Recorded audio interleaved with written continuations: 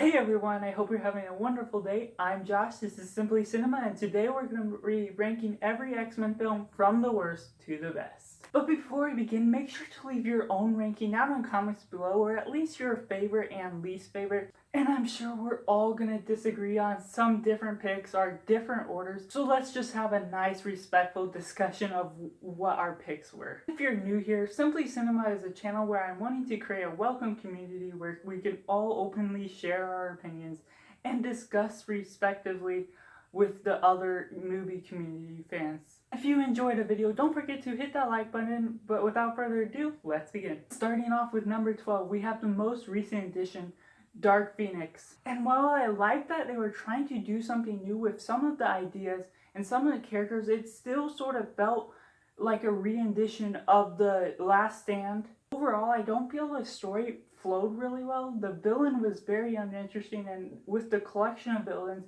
none of them stood out or had any personality, even as there was a main one. And although the way they portrayed Jean's character really worked well with the Phoenix and herself as Jean, the other characters that they kind of added some changes with didn't work too well. And moving on to number 11, we have X-Men The Last Stand, and although this has many of the same problems Dark Phoenix does, what really bumps it up a little bit for me is that it has the Wolverine, and the Wolverine is involved and adds a little bit more relationship with Jean. And overall, that created a really emotional moment at the end for me. But with all of the other characters, they weren't given too much attention, and the story was a little bit a mess.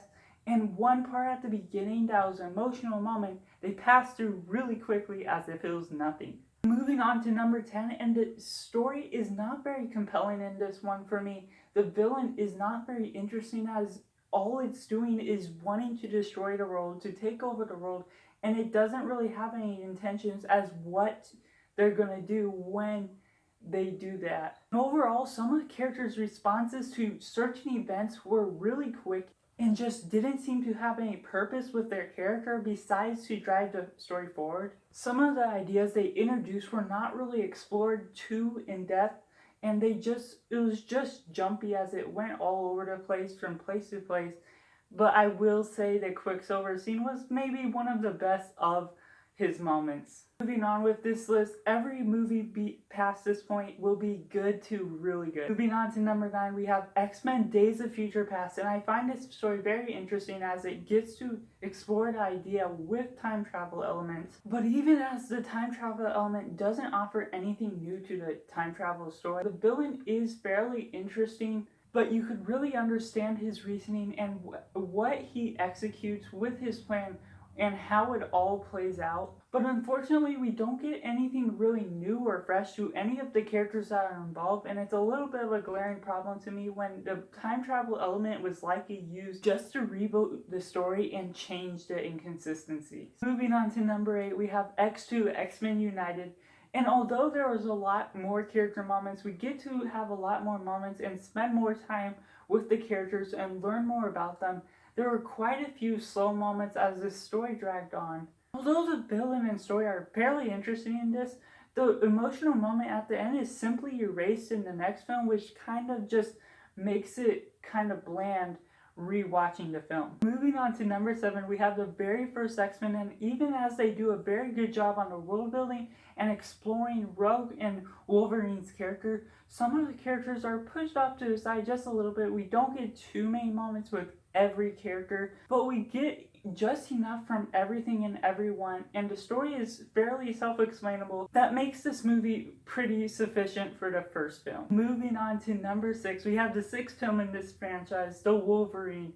And as much as this story is very interesting as it dives into Japanese culture and gives you some of Hugh Jackman's best work as Wolverine, so a lot of the side characters and even the villain are quite interesting to the story. I would say we even get one of the best fight sequences of the franchise, especially with on the train. But what just ruins the movie a little bit more for me is the Samurai and Viper, as they look very unappealing, and it was so weird how they put them from comic to screen, and the way especially Viper acts makes it just kind of really weird in a bad way. And moving on to number 5, we got Deadpool 2, and although I really like the elements where they use the time travel, how they integrate time travel into the story, the real use of the time travel isn't used very well until the very end, as it's sort of just used for the villain to be there in that moment.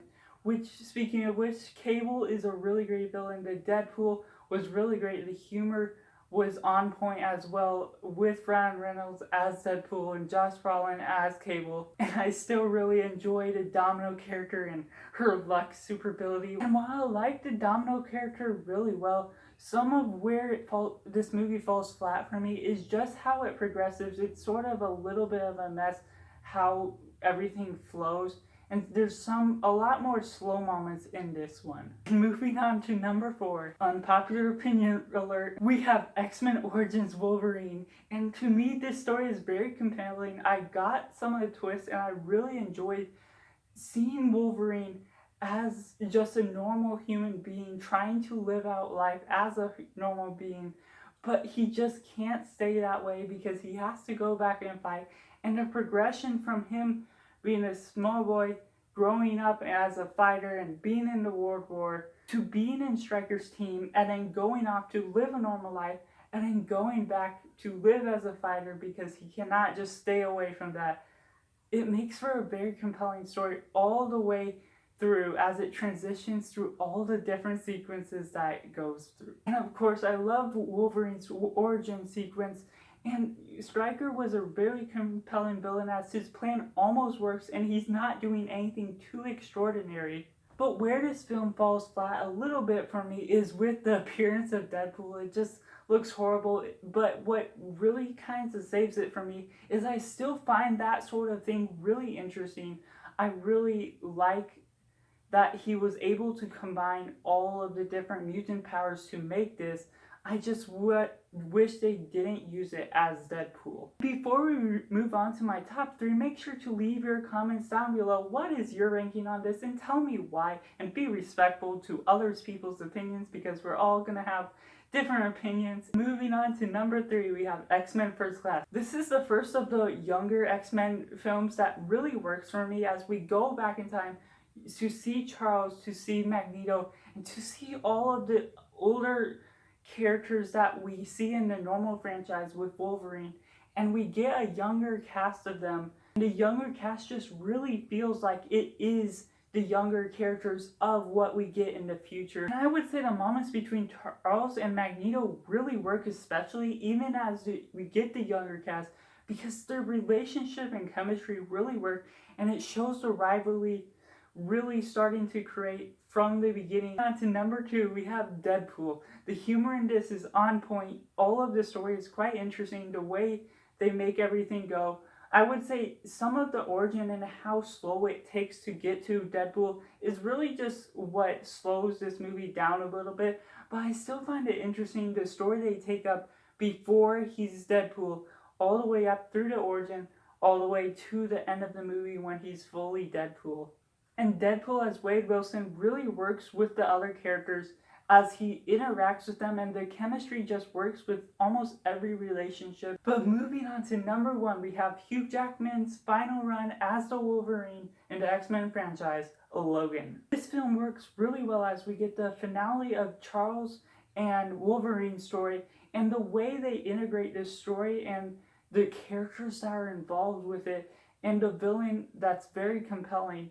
It just all works really well to make a really fun movie that has some nice visuals and good storytelling. And it even makes you care about some of the minor characters that they just come across and interact with just a little bit, because the relationship and how they interact with them just works really well to where the care for your main characters passes on to the care of the side characters. And just as it leads you to really believe the story and everything that's going on and feel the emotions they're trying to capture, the finale for Logan and Professor X just really works well and is very satisfying, that makes you want to really remember this movie. But those were just my rankings on these films.